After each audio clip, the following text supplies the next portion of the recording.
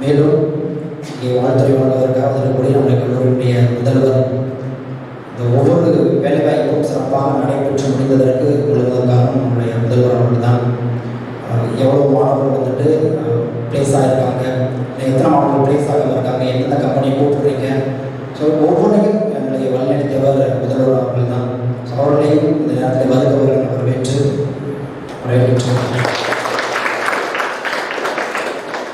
மேலேயே ஒருத்தர் வந்து அவர் இதனுடைய இயந்திரத்துறை துறைத் தலைவர் ராபின் பெனடிக்ட் அவர்களையும் வருகிறவர்கள் வரவேற்று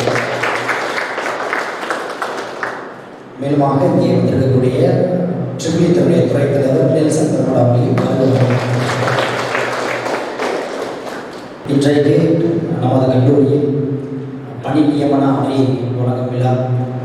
ஒவ்வொரு ஆண்டும் இந்த பணி நியமன ஆணை மிக சிறப்பாக இந்த விழா நடைபெறும். அனைத்து நிறுவனங்களிலும் பணி நியமன பெற்ற அனைத்து மாணவர்களும் அவருடைய பெற்றோர்களும் வந்து மிக சிறப்பாக ஒவ்வொரு ஆண்டும் நடைபெறும். ஆனால் இந்த கொரோனா பாதிப்பின் காரணமாக அதிக அளவில் கூட்டம் போடக்கூடாது என்ற ஒரு காரணத்தினால் ஒரு நாளைக்கு 2 நிறுவனங்களில் பணி ஆணை வழங்கலாம் என்று முடிவெடுத்தான் என்று ஏற்பாடு செய்துள்ளோம்.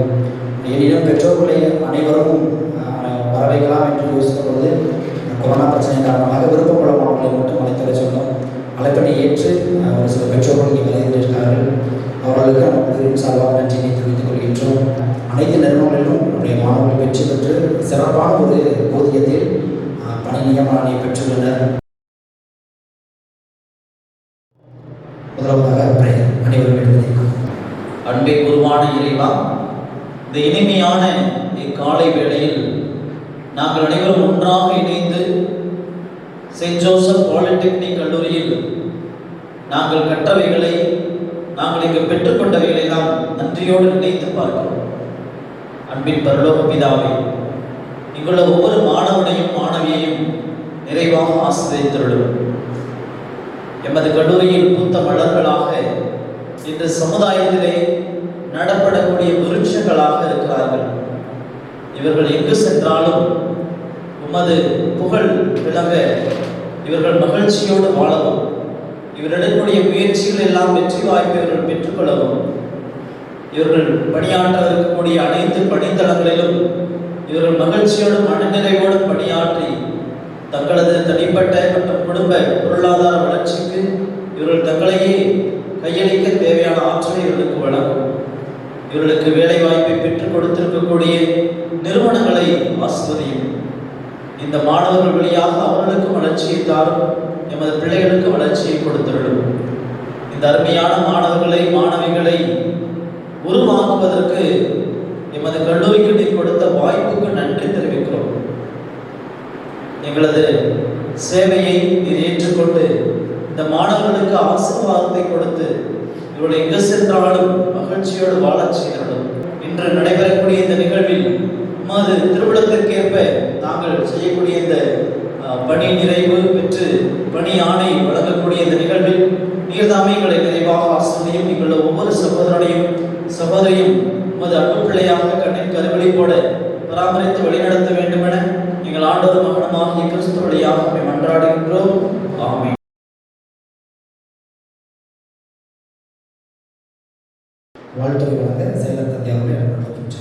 நமது கல்லூரியினுடைய முதல்வர் முனைவர் ஜான் பீட்டர் சூசேராஜ் அவர்களை, இயந்திரவியல் துறை தலைவர் திரு ராபின் அவர்களை, மின்னியல் துறை தலைவர் திரு நெல்சன் அவர்களை மற்றும் இந்த பிளேஸ்மெண்ட் ஆபீசர் திரு ஆரோக்கியதாஸ் மற்றும் ஹென்றி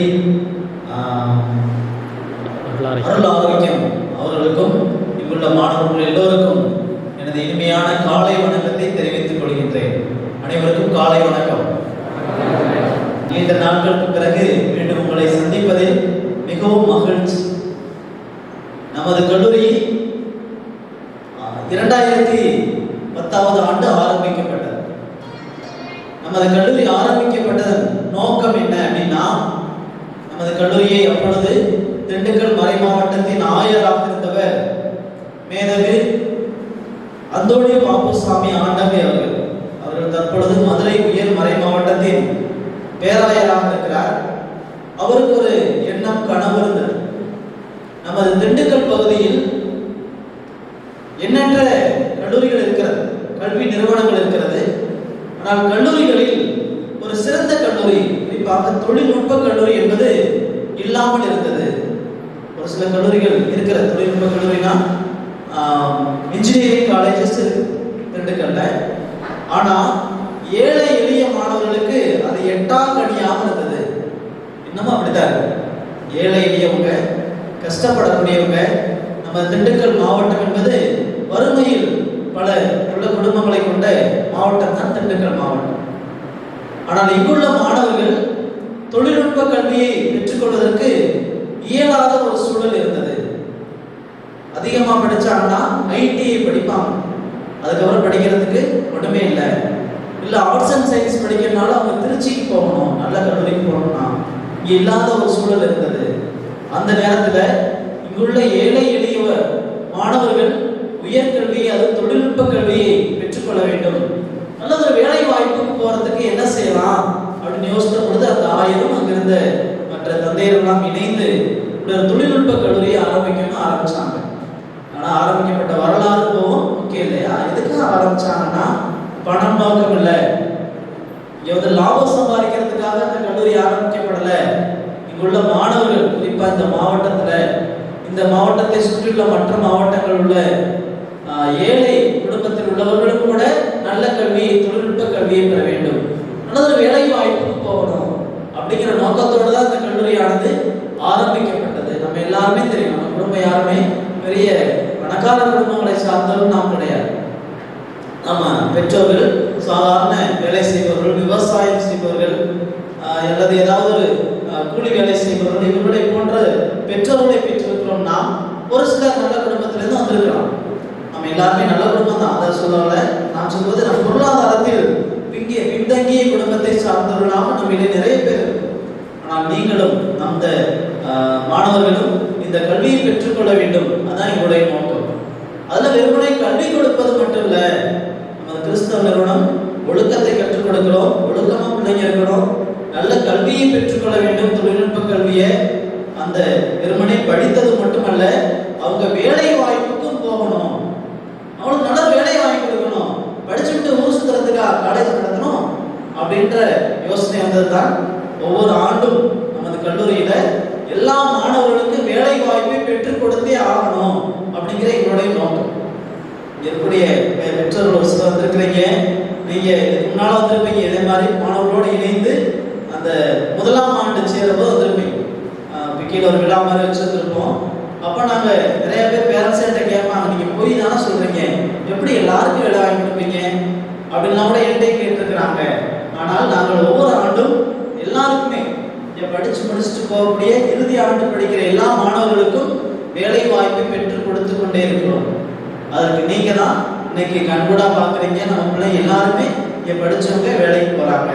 சார் சொன்னது போல ஒவ்வொரு ஆண்டு நாங்கள் எல்லா மாணவர்களையும் அழைச்சு எல்லாருக்குமே இந்த விழாவின் போது அவங்களுக்கு பணி நியமன ஆணை, ஆர்டர் கொடுக்கும், பிளேஸ்மெண்ட் ஆர்டர், இதை வாங்கிட்டு அவங்க கம்பெனியில் போய் சேருவாங்க.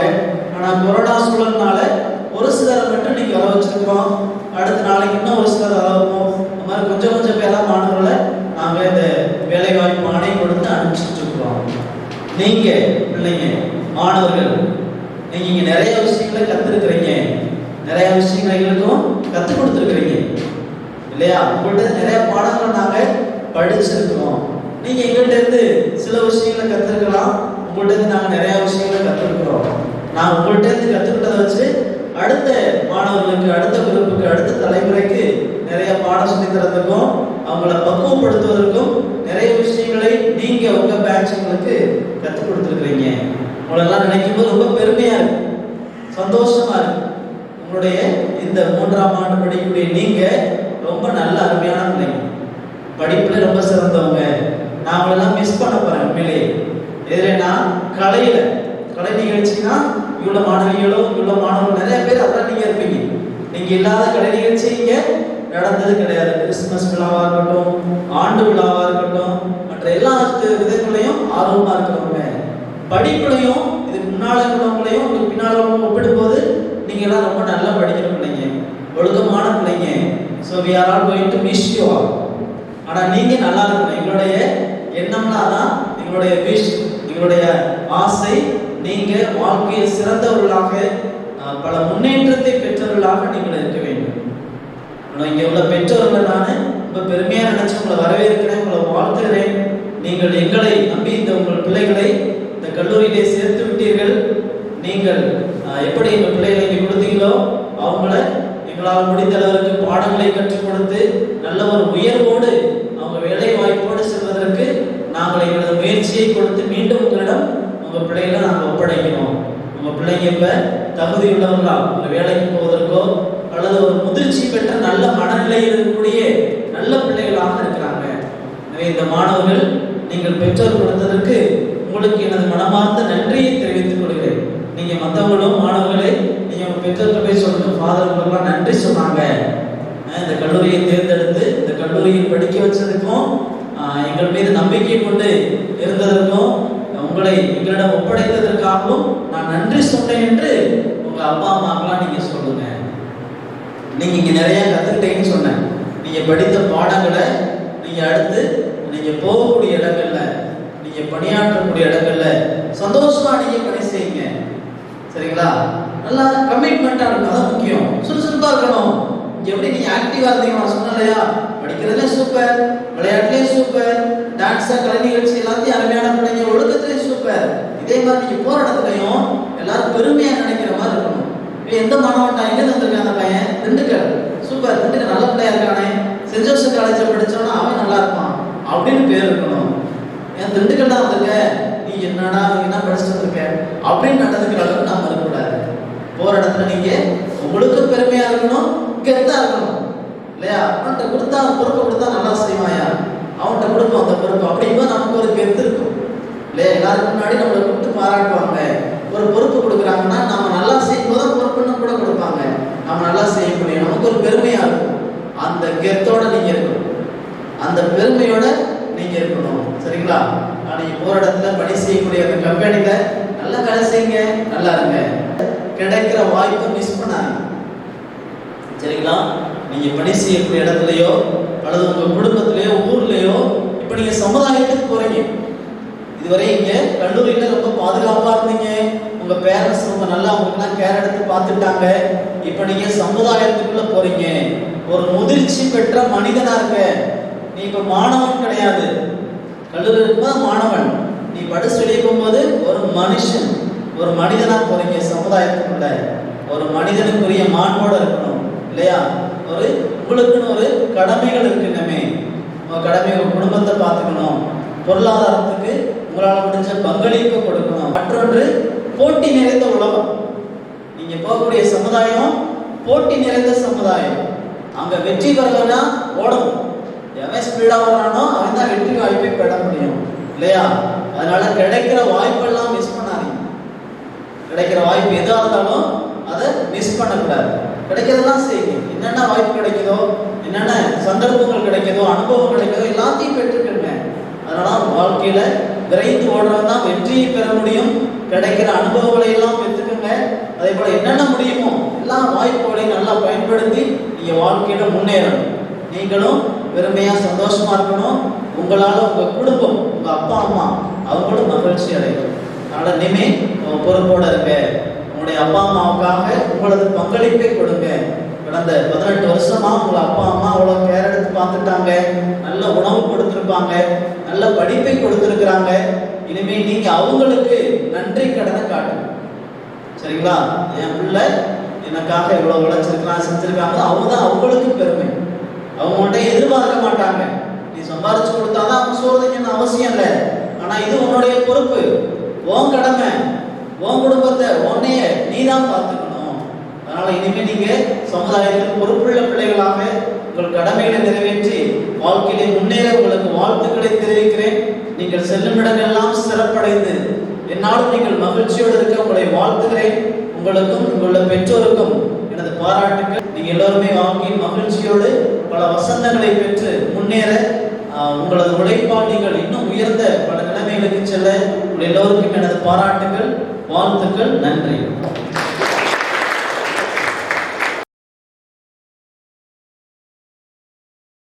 அடுத்தபடியாக வாழ்த்து வழங்க முதல்வர் பள்ளி அனுமதிக்கின்றோம்.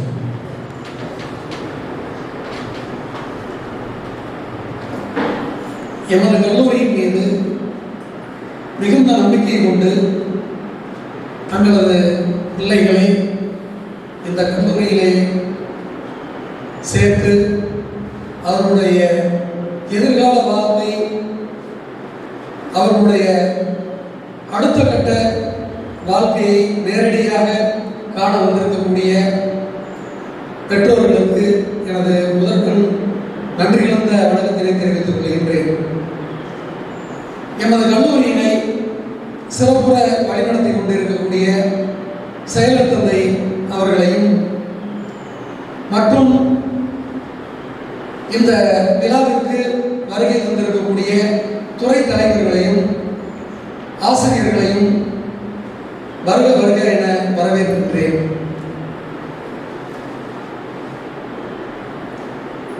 எத்தனை பேருக்கு இந்த பிளேஸ்மெண்ட் ஆர்டரை வாங்கிட்டு வேலைக்கு போகணுங்கிற உண்மையிலே ஆசை சொல்லுங்க. ஏற்றுக்கோங்க, எல்லாரும் இருக்கக்கூடாது. உண்மையிலேயே எனக்கு ஆசை இருக்கு அப்படின்னு சொல்றாங்க. ஓகே, ரொம்ப சந்தோஷம். என்ன காரணம் அப்படின்னா, பெயர் அளவிற்கு ஒரு ஆர்டரை வாங்கிட்டு போய் வீட்டில் போய் சுற்றி இருக்கிறதா நிறைய பசங்க. அதாவது தாஸ் சார் சொன்னாங்க, அசோக் லேலாண்டில் சொன்னாங்க, 42 பேர் விட்டீங்க, 42 பேர் இருக்கிறாங்க. அது ரொம்ப சந்தோஷம் ஒரு பக்கம். ஆனாலும் ஒவ்வொரு ஆண்டும் இங்கிருந்து வெளியேறக்கூடிய அனைத்து மாணவர்களுக்கும் இந்த பணி நியமன ஆணையானது வழங்கப்படுகிறது. 1 இல்லை 2 3 கூட வழங்கப்படுது. ஒரு கம்பெனியோ அல்லது 2 கம்பெனியோ 3 கம்பெனியோ, ஆனால் கண்டிப்பா ஒரு கம்பெனி இருக்கும் உங்க கையில. அதுல உங்களுடைய செலக்ஷன், நான் இந்த கம்பெனிக்கு தான் போவேன் அப்படின்னு நீங்க தேர்ந்தெடுத்தால் அதையும் நாங்கள் பெருமையாக நினைத்து சந்தோஷப்பட்டு உங்களை வாழ்த்தி வழியனுப்புகிறோம். ஒரு 3 கம்பெனி அல்லது 2 கம்பெனி தாசரே சொல்லுவார் சார், அவங்க 2 கொடுத்துருக்குறோம் சார், ஒரு 10 பேர் 3 வாங்கியிருக்கிறாங்க, எதிர்பார்க்குறாங்களா போய்கிட்டோம் சார். அதுலேயும் அந்த பணி நியமன கையில் கொடுத்துட்டு அதுக்கப்புறம் நீ எப்படியோ போ அப்படின்னு விடாம அவர் அறிவுரை கொடுப்பார். ஒவ்வொரு முறையும் மாணவர்களை கூப்பிட்டு, தம்பி நீ இந்த இதுக்கு போ. ஏன்னா ஒவ்வொரு மாணவனுக்கும் ஒவ்வொரு தகுதி இருக்கிறது, ஒவ்வொரு செயல்பாடு இருக்கிறது. அந்த செயல்பாடுகளுக்கு தகுந்த தகுதிக்கு தகுந்த கம்பெனிக்கு போனால் அவன் நிலைத்து இருப்பான் அப்படிங்கிறத அவர் தேர்ந்தெடுப்பார். இப்போ நம்ம காலேஜ் கிட்டத்தட்ட ஒரு 5 கம்பெனி இந்த வருஷம் வந்துட்டாங்க. இந்த 5 கம்பெனியில் எந்த கம்பெனிக்கு யாரை செலக்ட் பண்ணுறது அது ரொம்ப முக்கியமானது. சும்மா எல்லாரையும் தம்பி நீ எல்லாம் வா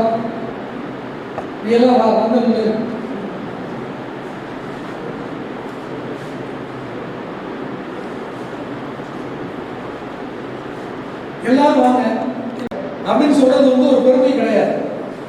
உனக்கு என்ன தகுதி இருக்கு, நீ எங்க போனா சரியா இருப்ப, உன்னுடைய உடல்நிலை, உன்னுடைய மனநிலை, இது எல்லாத்தையும் பார்த்து அதுக்கு தகுந்த ஒரு சூட்டபுளான கம்பெனியா இருக்கணும். இப்போ உங்களுக்கே தெரியும், இன்னைக்கு இந்த கம்பெனி வருது, இன்னொன்னா ரூபா அப்படித்தான் கூப்பிட்டுருப்பாரு. எல்லாரும் யார் விருப்பம் வாங்கன்னு சொல்லியிருப்பாங்களா? அப்படி சொன்னாங்களா? முதல்ல விருப்பம், அடுத்து அதுலேயும் நீ இந்த கம்பெனியை பேஸ் பண்ண முடியுமா, இந்த கம்பெனியில் போய் நீ வித்ஸ்டாண்ட் பண்ண முடியுமா? ஏன்னா அங்கே போய் நிலச்சி இருக்கணும், வேலை பார்க்கணும், அது முக்கியம். சும்மா போகிறோம், இன்னைக்கு போகிறோம், ஒரு 10 நாளில் பார்த்தீங்கன்னா ஊருக்குள்ள சுற்றி இருப்பேன். என்னடா அப்படின்னா எனக்கு இந்த கம்பெனி பிடிக்கல. என்ன காரணம்? உள்ளே போன உடனே ஒரு ஏசி ரூமில் ஒரு ரோலிங் சேர் போட்டு ஒரு டேபிள் போட்டு 2 பேர் முன்னாடி கையை கட்டிக்கிட்டு அப்படி இருக்கிற மாதிரி ஒரு வேலை வேணும்னு நம்ம நினச்சி போவோம். அது இல்லை, ஒருத்தர்கிட்ட வேலை வாங்கணும், நீ ஒரு சூப்பர்வைசர் ஆகணும் அப்படின்னா உனக்கு என்ன தகுதி இருக்கணும்? உனக்கு முதல்ல அந்த வேலை தெரிஞ்சுக்கணும். இப்போ ஒருத்தர் அந்த வேலையை சரியா செய்யறானா செய்யறாங்கிறது உனக்கு எப்படி தெரியும்? அந்த வேலை தெரிஞ்சிருந்தாங்க. உனக்கே அந்த வேலை தெரியல, நீ எப்படி அவன்கிட்ட போய் வேலையை வாங்க முடியும்? அப்ப முதல்ல யூ ஆர் ட்ரெயினிஸ், நீங்க கற்றுக்கொள்பவர்கள். என்ன சார் இங்கே அங்கேயும் படிக்க சொன்னீங்க, அங்கேயும் போய் கற்றுக்கணுமா? அதான் உண்மை. இங்கே வந்து தியரியை படிக்கிறீங்க. தியரி அப்படிங்கிறது வந்து பார்த்தீங்கன்னா ஒவ்வொரு 3 ஆண்டுகளுக்கு ஒரு முறை ஸ்கீம் மாறும். அது என்ன ஸ்கீம்னா, நம்ம லேட்டஸ்ட் டெக்னாலஜிக்கு தகுந்த மாதிரி அந்த ஸ்கீமை வந்து அப்டேட் பண்ணிக்கிட்டே போவாங்க. L, K, M. இப்போ எம் வந்துருச்சு. இப்போ ஃபர்ஸ்ட் இயர் படிக்கிற பசங்க எம் ஸ்கீம் படிக்கிறாங்க. அப்போ ஒவ்வொரு ஸ்கீம்லையும் பார்த்தீங்கன்னா ஒவ்வொரு புது பாடங்கள் அல்லது பழைய பாடங்களையே புது பிரிவுகள், அதாவது நம்ம யூனிட் 1, 2, 3, 4, 5 இருக்கு இல்லையா, அதில் ஏதாவது புதுசாக சேர்ப்பாங்க. அப்போ இந்த லேட்டஸ்ட் டெக்னாலஜிக்கு தகுந்த மாதிரி அப்போ அது எல்லாத்தையுமே நம்மளும் அப்டேட் பண்ணணும். இப்போ நீங்கள் போகிறீங்க, இப்போ எம் ஸ்கீம் வந்துச்சு, எம் ஸ்கீமில் ஏதாவது புதுசாக இருக்கும். இந்த எம் ஸ்கீம் மாணவர்கள் இப்போ நீங்கள் வந்து எம் ஸ்கீம், இந்த எம் ஸ்கீம் நீங்கள் வரும்போது புதுசாக இருந்திருக்கோம். இப்போ நீங்கள் வெளியில் போகிறீங்க, வெளியில் போன உடனே அந்த எம் ஸ்கீமில் என்ன இருக்கோ அதை நீங்கள் தெரிஞ்சுக்க மாட்டேன் ஒருவேளை. அப்போ அதை வந்து நம்ம முதல்ல அப்கிரேட் பண்ணணும். நம்மளை போய் அங்கே போய் நம்மளுடைய தகுதியை வளர்த்துக்கணும். நீ நல்லா ஒர்க் பண்ணணும், நீ முதல்ல சொற்படி கேட்கணும். அங்கே போன உடனே இந்த வேலையை செய்யணும் அப்படின்னா இதெல்லாம் கஷ்டமான வேலை சார், இதெல்லாம் செய்யறதுக்கு நான் வரல, நான் என்ன உங்ககிட்ட வேலைக்காரனா அப்படிங்கிற மாதிரி நம்ம பார்த்தாலோ நடந்துக்கிட்டாலோ அவங்க என்ன பண்ணுவாங்க, சிம்பிளி தே அவாய்ட் யூ. என்ன பண்ணிடுவாங்க, ஓகே ரைட்டு இந்த பையன் செய்ய மாட்டேன், உன்னை விட்டுருவாங்க. உன்னுடைய எந்த வேலையும் சொல்ல மாட்டாங்க. உன்னுடைய ரொட்டீன் ஒர்க் என்ன, அந்த மிஷினில் போய் டெய்லி அந்த மிஷினை சுற்றிக்கிறது தான் உன் வேலை. அதை தவிர உனக்கு வேற எதுவுமே தெரியாது. ஆனால் இன்னொருத்தன் அது ஏதோ அடிமை மாதிரி நீ சொல்லுவ, கேட்டாலே நீ என்ன அடிமையா போய் இப்படி வேலை பார்த்துருக்க நீ சொல்லுவ, நீ கிண்டல் பண்ணிட்டு இருக்க. ஆனால் அவன் பார்த்தீங்கன்னா ஒரு 2 வருஷத்துல உங்களுக்கு வந்து 2 ஆண்டுகள் வந்து பயிற்சி ஆண்டுகள், அதுக்கப்புறம் நீ இருக்கிறியா அப்படிங்கிறத முக்கியம். அப்போ அந்த 2 வருஷம் கழிச்சு என்ன பண்ணியிருப்பேன், அவன் எல்லாத்தையும் கற்றுக்கிட்டு அவன் எல்லா வேலையும் செஞ்சு முடிச்சிருப்பேன், சொல்ற வேலையெல்லாம் செஞ்சிருப்பேன். அப்போ அவனுக்கு எல்லாமே எல்லா வேலைகளும் தெரிஞ்சிருக்கும். அப்ப என்ன பண்ணுவாங்க, அந்த நிர்வாகம் அவனை கூப்பிட்டு தம்பிங்க வா, உன்னை வந்து சூப்பர்வைசராக அப்கிரேட் பண்ணியிருக்கிறோம், வாங்க போய் அந்த செக்ஷன்ல நீ பாரு அப்படின்னு சொல்லுவாங்க. அப்போ அவன் என்ன பண்ணுவேன், அவன் வந்து ஏதாவது ஒன்று திங்க் பண்ணி வச்சிருக்கான். ஒர்க் பண்ணும்போது அவனுக்கு சில உத்திகள் வந்து உதயமாயிருக்கும். அதுகளை வந்து அதெல்லாம் அப்ளை பண்ணுவேன். அப்ளை பண்ணும்போது கண்டிப்பாக அங்கே ப்ரொடக்ஷன் ரேட் படிச்சிருக்கீங்களா, ப்ரொடக்ஷன் ரேட் வந்து கூடும். அந்த ப்ரொடக்ஷன் ரேட்டு தான் வந்து அவங்களுக்கு முக்கியம். நீ போய் வேலை பார்க்குற, நீ சம்பளம் வாங்குற, நீ கஷ்டப்படுறதெல்லாம் அவங்களுக்கு வந்து முக்கியமே கிடையாது. ப்ரொடக்ஷன் ரேட்டு ஒரு 1000 ப்ரொடக்ஷன் இன்னைக்கு வருது அப்படின்னா நாளைக்கு ஒரு 1050 இருந்துச்சுன்னா அல்லது 1005 இருந்துச்சுன்னா அதுதான் வந்து அங்கே வந்து இன்க்ரீசிங் ஆஃப் ப்ரொடக்ஷன் ரேட் அப்படிங்கிறது. அப்போ அந்த ப்ரொடக்ஷன் ரேட்டு கூட கூட தேவை, அவங்களுக்கு லாபம், நம்மளை மாதிரி ஆட்களை வச்சுக்குவாங்க. அப்போ முதல்ல வந்து நம்மளுடைய தகுதிகளை நாம உயர்த்திக்கணும். சரியா? அதனால போன உடனே எனக்கு வேலை கஷ்டமா இருக்கு, எனக்கு வந்து உடல்நிலைக்கு ஒத்து வரல, எனக்கு சென்னை வந்து ஒத்து வராது, சென்னையினுடைய பழக்க வழக்கங்கள் எனக்கு வரல சார், சரியா வரல, சாப்பாடு சரியில்லை அப்படின்னு சொல்லிட்டு வந்தோம் அப்படின்னா நம்மளுடைய எதிர்காலம் வந்து கேள்விக்குறிதான். இன்னைக்கு வந்து நாங்கள் நல்லா அப்சர்வ் பண்ணோம். அந்த கொரோனா காலங்களில் மாணவர்கள் எல்லாரும் லீவ்ல இருந்தீங்க, எல்லாருமே என்ன வேலைக்கு போனீங்க, ஏதோ ஒரு வேலைக்கு போனீங்க. அதாவது ஒரு சமைக்கிற வேலைக்கோ அல்லது பரிமாறுற வேலைக்கோ அல்லது கொத்தனார் வேலைக்கோ அல்லது சித்தார் வேலைக்கோ மம்படியார் வேலைக்கோ எந்த வேலை வேலைக்கோ போனீங்க. உண்மையிலேயே பெருமைப்படக்கூடிய விஷயம். ஆனால் அந்த காசெல்லாம் வந்து அப்பா அம்மாட்ட கொடுத்தீங்களா அப்படின்னா அது வந்து 100க்கு 90% இல்லை. அதெல்லாம் வச்சுக்கிட்டு நாங்கள் ஒரு செல்ஃபோன் வாங்கணும். ஆனால் குடும்பத்தினுடைய கஷ்டத்தை யாருமே உணர்ந்ததா தெரியல. ஒன்று. ரெண்டாவது வந்து பார்த்தீங்கன்னா ஒரு 300லேருந்து 500 ரூபா வந்து சம்பாதிச்சேன். அப்போ 500 ரூபா அப்படின்னா 15,000 ரூபா மாதம் சம்பளம். அப்புறம் நாங்கள் நீங்கள் வேலைக்கு கொடுக்குற வேலைக்கு போகணும். எங்களுக்கு தான் இங்கே உள்ளூர்லேயே 15,000 ரூபா கிடைக்குது.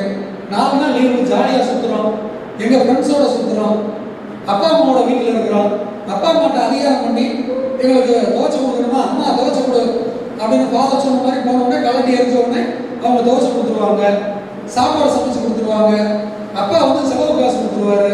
என்னோட சம்பளத்தை வச்சு நான் எனக்கு என்னென்ன வேணுமோ, லேப்டாப் வேணுமா இல்லை நல்ல ஒரு செல்ஃபோன் வேணுமா எல்லாத்தையும் வாங்கிக்கிறேன். இதுக்கப்புறம் நான் ஏன் வேலைக்கு போகணும் அப்படின்னு நீங்கள் நினைக்கலாம். ஆனால் நீ படித்த படிப்புக்கும் சம்பந்தம் இல்லாத வேலைக்கு நீங்கள் போனீங்கன்னா என்றைக்குமே வாழ்க்கையில் முன்னேற முடியாது. என்ன காரணம் அப்படின்னா, நீ படித்தது ஒன்று, நீ மம்படி வேலைக்கு போகிற, எவ்வளோ நாளைக்கு முன்னேற மம்படி வேலை பார்த்துக்க முடியும்? இன்னைக்கு உனக்கு வயசு இருக்கு. ஆனால் மம்படி வேலையில் போன உடனே எக்ஸ்பீரியன்ஸாக இருக்கிறேன், இவனை வந்து இந்த கம்பெனியில் சேர்த்துக்கலான்னு சேர்த்துக்குவாங்களா? இல்லை வேற ஒரு கொத்தனார், இவன் மம்படி வேலை நல்லா பார்க்குறேன், வாடகை கூட்டி போவார். ஆனால் மற்றவங்க என்ன 400 ரூபா கொடுக்குறாங்களோ அந்த 400 தான் கிடைக்கும். நீ எத்தனை வருஷம் எக்ஸ்பீரியன்ஸ் இருந்தாலும் அதுதான் கிடைக்கும். இன்னும் வயசு ஆக ஆக என்ன ஆகும், இன்னைக்கு ஒரு 10 சட்டி அள்ளி போடுவேன், நாளைக்கு ஒரு 9 சட்டி, அப்புறம் 8 ஆகும், அப்புறம் 7 ஆகும், 5 ஆகும், அப்புறம் உங்களை வந்து ஃபீல்ட் அவுட்டே துரத்தி விட்டுருவாங்க. இவன் வந்து வேலைக்கு லாயக்கில்லாம அப்படின்னு துரத்தி விட்டு ஒன்னே மாதிரி துரத்திச்சுக்கு அவனை பிடிச்சிட்டு போவாங்க.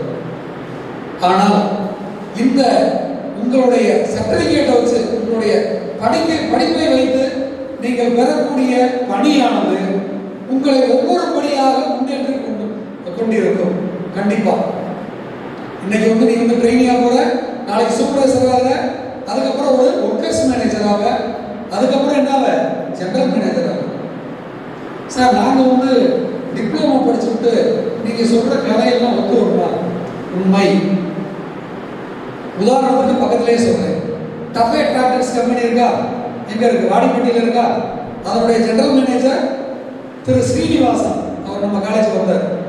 அவருடைய qualification DME, diploma in mechanical engineering. Father சொன்னாங்க படிப்பை விடக்கூடாது. கண்டிப்பா நீங்க படிச்சீங்கன்னா படிப்பை வந்து அப்கிரேட் பண்ண என்ன ஆகும் அப்படின்னா, 2 வருஷத்துல உனக்கு கிடைக்கக்கூடிய ப்ரொமோஷன் 1 வருஷத்துல கிடைக்கும், 5 வருஷத்துல கிடைக்கக்கூடிய ப்ரொமோஷன் 2 வருஷத்துல கிடைக்கும். அதனால படிப்பு முக்கியம். அதே சமயத்துல இந்த படிப்பை வச்சுட்டு நான் என்ன பண்ண போறேன் அப்படின்னு நினைக்க கூடாது. அதுக்காக தான் நான் சொல்றேன். அதனால உங்களால கண்டிப்பா ஒரு அந்த நிறுவனத்துல மிக உயர்ந்த பதவியை வகிக்க இந்த குவாலிஃபிகேஷனே போதுமானது. அதனால தைரியத்தோட நம்ம வந்து செயல்படணும், வேலை பார்க்கணும். ஒரு சிறு உதாரணம் சொல்லலாம்னு இருக்கிறேன். அன்னைக்கு வாட்ஸ்அப்பில் படித்தேன். அதாவது அவர் வந்து கொரோனாவுக்கு சொல்லியிருந்தாங்க. அதாவது கொரோனாவை பார்த்து நம்ம பயப்படுறோம். மானுக்கு வந்து மிக வேகமாக ஓட முடியும். சிங்கம் புலியை காட்டிலும் ஒரு 3 மடங்கு அதிக வேகத்தில் ஓடக்கூடியது மான். ஆனால் மானுக்கு வந்து என்ன ஒரு தாழ்வு மனப்பான்மை அப்படின்னா, நம்மளை துரத்தி வர்றது நம்மளோட பலசாலி, நம்மளை அடிச்சுச்சுன்னா நம்ம உடனே செத்து போயிடும்ட்டு அடிக்கடி பின்னாடி திரும்பி பார்க்கணும். பின்னாடி திரும்பி பார்த்தீங்கன்னா சோறு உடைச்சு பயந்து ஐயோ பக்கத்தில் வந்துட்டானே அப்படின்னு பயந்து அடிபட்டு செத்துருவோம். அதுபோல தான் நம்மளுடைய வாழ்க்கையில் வந்து நம்ம வந்து மான்களை போல் வேகமாக ஓட வேண்டும், மான்களை போல் திரும்பி பார்க்கக்கூடாது. காரணம், வாழ்க்கையில் வந்து நம்மளை வந்து நிறைய துரத்தும். பக்கத்தில் இருக்கிறவங்க முன்னாடி பேசுவேன், சூப்பர்வைசர் திட்டுவேன். உண்மையிலே சூப்பர்வைசர் வந்து ஒரு நல்ல மனநிலையில் இல்லாமல் உன் மேலே ஏதோ ஒரு நல்ல வேலை பார்க்குறேன்னு கூட கடுப்பு கட்டுவான். ஏன்டா நல்ல வேலை பார்க்குறேன் அப்படின்னு சொல்லி கூட ஏன்னா நல்லா வேலை பார்க்குறேன், பெரிய வேலை வேணும், நம்மளுக்கு வச்சுருவானோ, அடுத்து நம்மளை தூக்கிட்டு வேலை போட்டுருவாங்களோ அப்படிங்கிற பயப்பட இருக்கலாம். அதனால நீ அதை பற்றி கேர் பண்ணவே தேவையில்லை. ஒரு உதாரணத்துக்கு ஒரு ஸ்கூலில் நான் படிக்கும்போது டெய்லி போனோடனே வாத்தியார் கேள்வி கேட்பாரு, பதில் சொன்னேன், சப்புன்னு அடிச்சார்.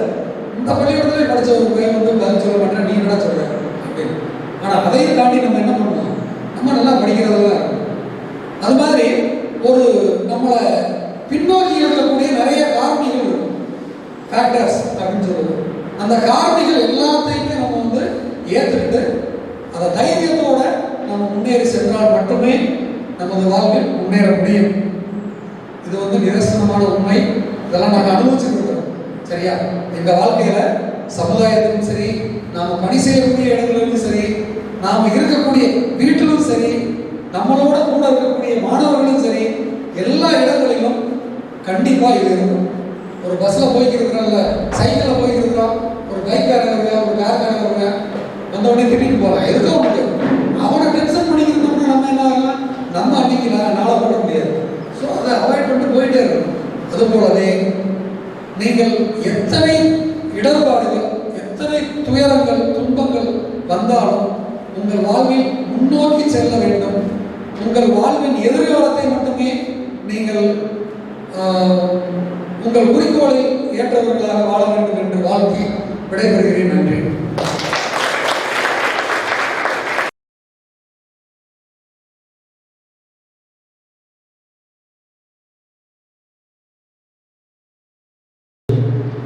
தற்பொழுது பணி நியமன ஆணை உங்களுக்கு வழங்கப்படுகிறது.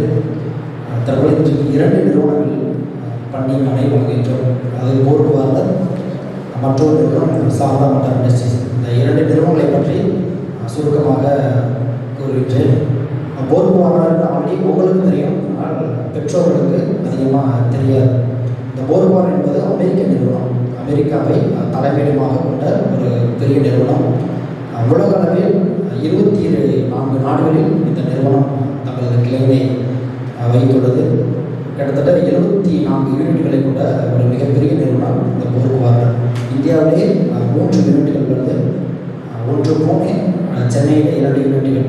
ஒன்று வந்து சென்னை ஸ்ரீபெரும்புதூரில் ஒரு யூனிட் இருக்குது, திருவள்ளூர் மாவட்டத்தில் ஒரு யூனிட் இருக்குது. அந்த திருவள்ளூர் மாவட்ட யூனிட்டுக்கு தான் நீங்கள் பணிபுரிய போகிறீங்க. இந்த நிறுவனத்தில் பணிபுரியக்கூடிய உங்களுக்கு சேலரி மாதம் வந்துட்டு 16,000 ரூபாய் உங்களுக்கு வழங்கப்படும். கையில் உங்களுக்கு பிடித்தம் எல்லாம் போக கையில் கிடைக்கிறது 14,200 ரூபாய் சொல்லியிருக்காங்க. ஆனால் வர மே மாதத்தில் ரிவைஸ் ஆக வாய்ப்பு இருக்குது.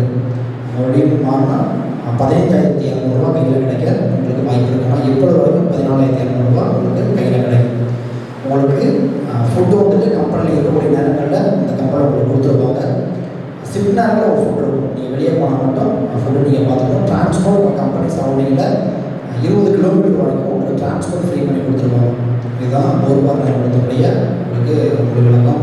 ஒருத்தர் வந்துட்டு எங்கேயுமே கஷ்டம் இருக்காது. நீங்கள் நான் அனுப்புகிற எந்த ஒரு நிறுவனத்துலையும் உங்களுக்கு பெருசாக வேர்க்க கூட இருக்காது. அந்த அளவுக்கு தான் ஒர்க் அட்மாஸ்பியர் இருக்கும். நீங்கள் ரொம்ப கஷ்டப்பட்டு வேலை பார்க்குற மாதிரி எந்த ஒரு நிறுவனமும் கிடையாது. எல்லாமே உங்களுக்கு 8 மணி நேரம் தான் ஒர்க் போட்டி இருக்கும். ஒர்க் எல்லாமே பார்த்தீங்கன்னா ரொம்ப யூனிக் ஒர்க்காக தான் இருக்கும். ரொம்ப கஷ்டப்பட்டு வேலை பார்க்குற மாதிரி இருக்காது. அதே போல் அக்ரிமெண்ட் எந்த கம்பெனியும் கிடையாது. அக்ரிமெண்ட் பண்ணி இத்தனை வருஷம் கம்பல்சரி இருக்கணும், அதில் ஒரிஜினல் சர்டிஃபிகேட் வந்து நீங்கள் கம்பல்சரி கொடுக்கணும்னு சொல்லி எந்த கம்பெனி இருக்காது. கன்சல்டன்சி எதுவுமே கிடையாது. த்ரூ கம்பெனி தான் நம்ம காலேஜ் வந்து ரெக்ரூட் பண்ணி எடுத்துகிட்டு போகிறாங்க. த்ரூ கம்பெனி எந்த ஒரு காலேஜும் அதிகமாக வர மாட்டாங்க. ஸோ இந்த மாணவர்கள் முன்னாள் மாணவர்கள் நல்லா ஒர்க் பண்ணதுனால ஒவ்வொரு ஆண்டும் இந்த நிறுவனங்கள் நம்முடைய கல்லூரிக்கு வர இருந்துருக்காங்க.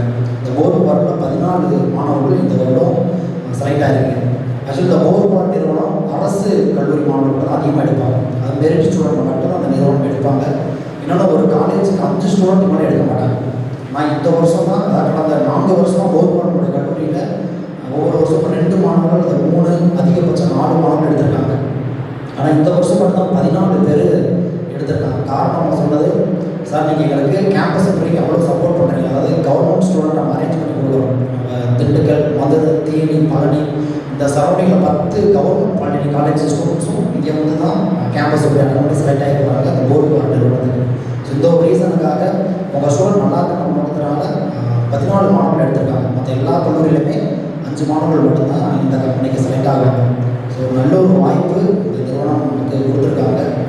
முக்கியமாக உங்களுடைய கல்லூரியுடைய செயல்பாடு தான் இதுக்கு உதவுவதற்காக. அடுத்தபடியாக சாரதா மோட்டார். சாரதா மோட்டார் நிறுவனத்தில் 48 மாணவர்கள் தேர்வாயிருக்கீங்க. சாரதா மோட்டார் நிறுவனம் இந்தியாவுக்குள்ள மட்டும்தான் இருக்குது. இந்தியாவில் 13 யூனிட் இருக்குது. சென்னையில் 2 யூனிட் இருக்குது. அதில் வந்துட்டு மகேந்திரா காலேஜ் சிட்டி, செங்கல்பட்டு மாவட்டத்தில் இருக்கக்கூடிய இந்த மகேந்திரா காலேஜ் சிட்டியில் இருக்கக்கூடிய யூனிட் தான் நீங்கள் ஜாயின் பண்ண போகிறீங்க. ஸோ இந்த கம்பெனியில் பார்த்தீங்கன்னா 8 மணி நேரம் தான் ஒர்க் போட்டி இருக்கும். அனைத்து கார்களுக்கு சைலன்சர் உற்பத்தி பண்ணக்கூடிய ஒரு நிறுவனம். ஆசியாவிலேயே ரிசர்ச் அண்ட் டெவலப்மெண்ட் சைலன்சர் வச்சக்கூடிய ஒரு நிறுவனம்னா சாரதா மோட்டார் நிறுவனம் மட்டும்தான். அந்தளவுக்கு உங்களுக்கு ஒரு அருமையான நிறுவனம்.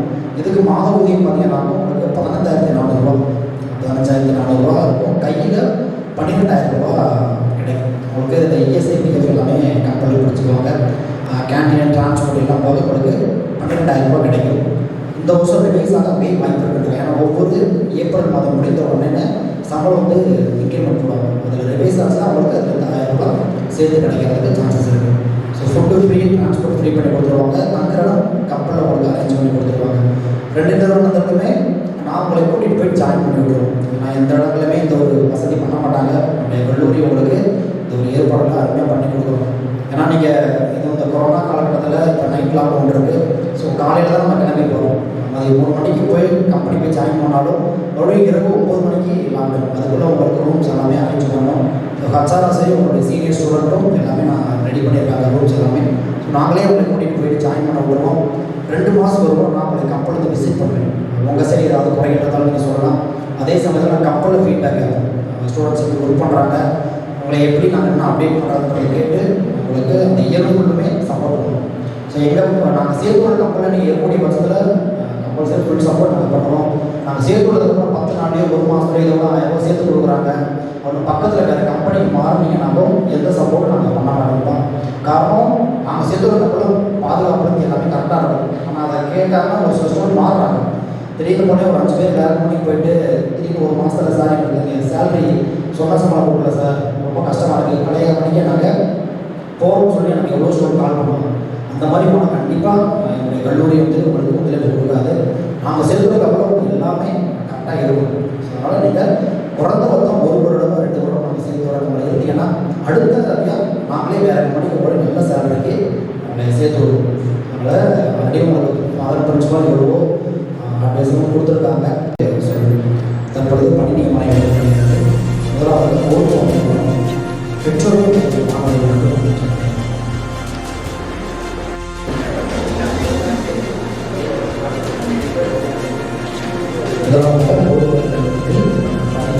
பெறுவதற்காக எதிர்ப்பு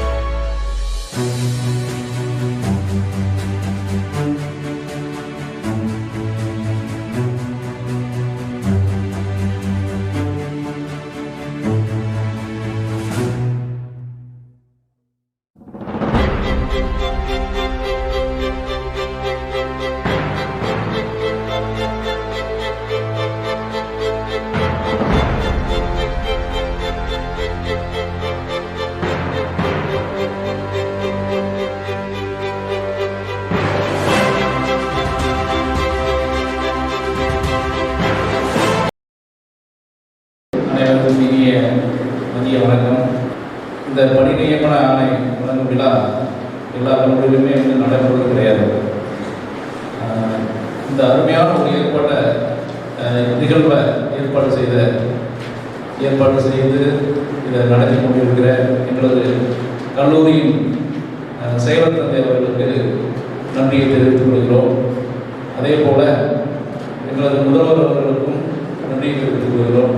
அதற்கு மேலாக இந்த நிகழ்வுக்காக வந்திருக்கக்கூடிய பெற்றோர்களை நாங்கள் நன்றியுடன் பார்க்கிறோம், மாணவர்களையும் நாங்கள் நன்றியுடன் பார்க்கிறோம், வேலைவாய்ப்பு அலுவலர்களுக்கும் நன்றியை தெரிவித்துக் கொள்கிறோம். நீங்களும் அந்த நன்றி உணர்வுடன் நமது முதல்வர் அவர்களும் செயலர் தந்தை அவர்களும் கூறியது போல ஒரு நன்றி உணர்வுடன் மாணவர்களை உங்களுக்கு தெரிந்த மாணவர்களை சேர்த்து கொள்வார். உங்கள் பேர் சார் இது மாதிரி நான் ஒரு மாணவன் நான் சேர்த்துட்டேன் அது மாதிரி சொல்கிறவங்களுக்கு நீங்கள் அந்த நன்றின்னு சொல்வதை விட ஒரு கடமையாக நினச்சி செய்யுமாறு இந்த நேரத்தில் நான் தெரிவிச்சுக்கிறேன். அது எப்படி அப்படின்னா, ஒரு நல்ல படம், அருமையான படம் பார்க்குறீங்க அப்படின்னா நீங்கள் என்ன செய்வீங்க, பக்கத்தில் பிரச்சனை இந்த படம் நல்லா இருக்குது அப்படின்னு சொல்லுவீங்க. ஒரு நல்ல ஹோட்டலில் போய் சாப்பிட்றீங்க, இந்த ஹோட்டலில் பிரியாணி சூப்பராக இருக்கல அப்படின்னு சொல்லுவீங்க. அது ஏன் சொல்கிறேன் அப்படின்னா, அதே மாதிரி இது ஒரு நல்ல நிறுவனம், நல்ல ஒரு கல்லூரி. அது கரெக்டாக இருந்ததுனால தான் நல்ல கல்லூரின்றது தான் இப்போ நீங்கள் கையில் வச்சுருக்கக்கூடிய பணி நியமன ஆணை. அதனால் மீண்டும் ஒரு முறை கல்லூரியின் சார்பாக அன்புள்ள மாணவர்களே, நீங்கள் அனைவரும் வேலையில் இணைந்து உண்மை உழைப்பு உயர்வு என்பதற்கேற்ப உயர்வுடைய வாழ்த்துகிறோம். நன்றி.